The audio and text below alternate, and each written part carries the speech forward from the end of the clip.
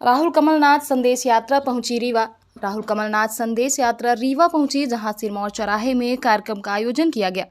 कार्यक्रम समापन के बाद कांग्रेस कार्यालय शिल्पी प्लाजा में पत्रकार वार्ता का आयोजन किया गया, जहां जानकारी दी गई। युक्त संदेश यात्रा 6200 किलोमीटर की यात्रा तय करेगी, जिसमें 1464 पदयात्रा शामिल है।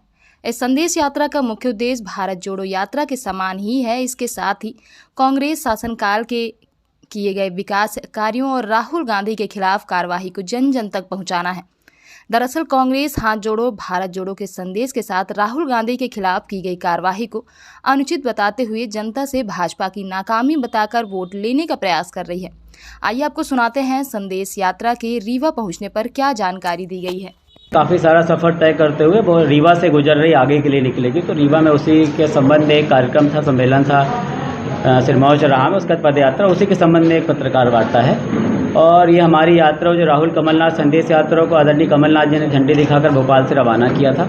ये यात्रा पूरे मध्य प्रदेश में करीब 6200 किलोमीटर का सफ़र तय करेगी, जिसमें करीब 1464 किलोमीटर करीब की अपनी पदयात्रा रहेगी।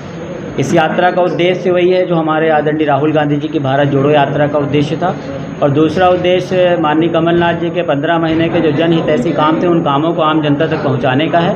और तीसरा उद्देश्य जो राहुल गांधी जी की सदस्यता अभी हाल ही में ख़त्म कर दी है, तानाशाही पूर्ण रवैया को अपनाते हुए उसके खिलाफ आम जनता को एकत्र करने के लिए, जागृत करने के लिए हमारा एक छोटा सा प्रयास है कि हम सबको अब संविधान को बचाने की दिशा में अपने अपने हिस्से की जिम्मेदारी का निर्वहन करने का समय आ गया है।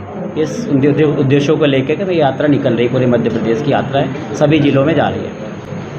फिलहाल में कहाँ जाएगी इसके बाद? अभी इसके बाद इस चरण पे यहाँ से मैहर जाएगी, मैहर से कटनी, उमरिया, अनूपपुर, शहडोल, डिंडोरी, मंडला, बालाघाट, छिंदवाड़ा होते हुए जबलपुर सिवनी और वहाँ से बैतूल होते हुए होशंगाबाद होते हुए भोपाल पहुँचेगी। आपकी टीम में कौन कौन शामिल है जी?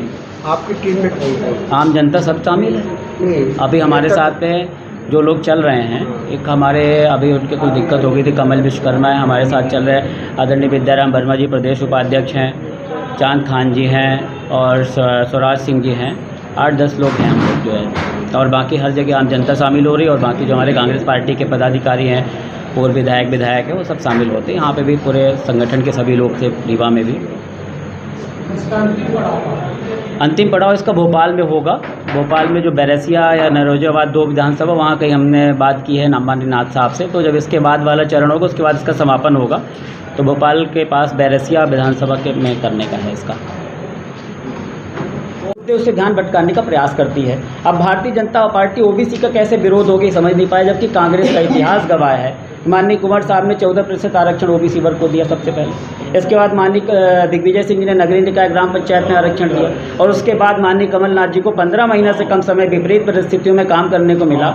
उसमें उन्होंने 27% आरक्षण ओबीसी को देकर सिद्ध कर दिया कि हम ओबीसी वर्ग का भला चाहती है तो सिर्फ कांग्रेस चाहती है। इन्होंने आज तक कभी आरक्षण नहीं दिया। मैं आम जनता से यही बोल रहा हूँ कि आप अगर ओबीसी वर्ग के मतदाता हो तो आप उनसे इतना पूछिएगा कि अगर आप इतने बड़े हितैषी थे तो 15 साल तक जब शिवराज सिंह चौहान की सरकार थी तो उन्होंने ओबीसी वर्ग को आरक्षण क्यों नहीं दिया। इस सवाल का जवाब कोई भारतीय जनता पार्टी का नेता नहीं देता है। बतौलेबाजी करने में दूसरी बातें करने लगते हैं। बीजेपी तो कहती है कि कांग्रेस के कारण कोर्ट में पूरा मामला इस तरह से हो गया कि सब चीजें रुक गई। नहीं, कहने का क्या है, सरकार में है, कैसे कहने का? ये तो कहने वाली बात है, कुछ भी कहते हैं। हमारा तो इतिहास गवाह है। हमने 14% दिया, 27% दिया, नगरीय निकाय ग्राम पंचायत में दिया। उनके कहने से क्या होता है? हम पूछते हैं भाजपा वाले, हम भी पूछते हैं कि जब 14 साल तक सरकार थी तब आपने क्यों नहीं दिया? सिर्फ नरोत्तम मिश्रा जी के बोल देने से नहीं हो जाता कि हम 35% आरक्षण चाहता। आपने क्या किया? बैकडोर एंट्री करके आरक्षण को यही लोग रुकवाते हैं। कौन से ऐसे संदेश हैं? जनता को संदेश हम ये देना चाह रहे हैं कि अब जिस तरह का माहौल इस देश और प्रदेश में भारतीय जनता पार्टी जैसी फिरका परस्त ताकतें ने बना दिया है, और उसके खिलाफ हम सबको उठ खड़े होने का समय आ गया है।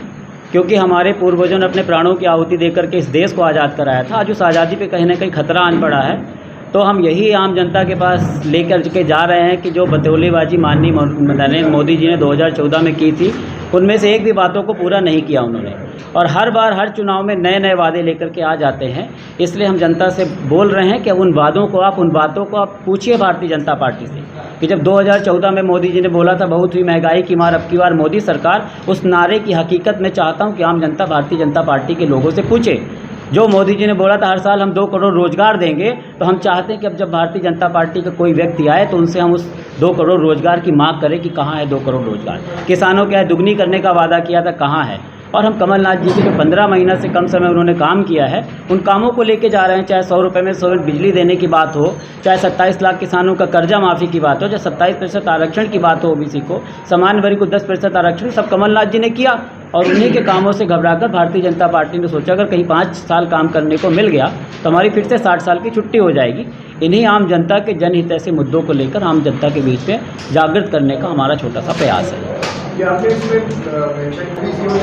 नहीं, गवर्नमेंट की स्कीम के बात है, अगर उनकी स्कीम इतनी कारगर होती तो उनको विकास यात्रा निकालने की जरूरत नहीं पड़ती, स्वयं सब उनके साथ जुड़े होते।